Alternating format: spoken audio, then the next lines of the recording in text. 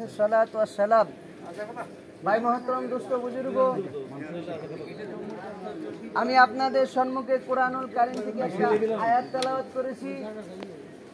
কুল্লু নাফসিন যায়িকাতুল মাউত, এর মানে হলো একদিন সমস্ত প্রাণীর মৃত্যুর স্বাদকে গ্রহণ করতে হবে। পিছনে জায়গা আছে তো, সমস্ত প্রাণীর মৃত্যুর স্বাদকে গ্রহণ করতে হবে। আল্লাহ রাব্বুল আলামিন মানুষদের বললেন, হে দুনিয়ার মানুষ, তোমরা ততক্ষণ পর্যন্ত মৃত্যুর স্বাদকে গ্রহণ করো না যতক্ষণ পর্যন্ত না তোমরা পরিপূর্ণ মুসলমান হতে পারো। ইয়া আইয়ুহাল্লাযীনা আমানুত্তাকুল্লাহা হাক্কা তুকাতিহি ওয়া লা তামুতুন্না ইল্লা ওয়া আনতুম মুসলিমুন। হে দুনিয়ার মানুষ, তোমরা ততক্ষণ পর্যন্ত মৃত্যুর স্বাদকে গ্রহণ করো না যতক্ষণ পর্যন্ত না তোমরা পরিপূর্ণ মুসলমান হতে পারো। ভাই মহতরম দোস্ত বুজুর্গ, আল্লাহর হাবিব সাল্লাল্লাহু আলাইহি ওয়াসাল্লাম বলেছেন,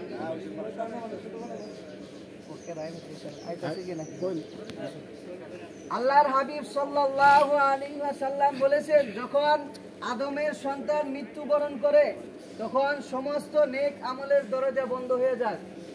তখন সমস্ত নেক আমলের দরজা বন্ধ হয়ে যায়, কিন্তু তিনটা আমলের দরজা আল্লাহ সুবহানাহু ওয়া তাআলা কিয়ামত পর্যন্ত খোলা রেখেছেন। সুবহানাল্লাহ। আল্লাহর হাবিব সাল্লাল্লাহু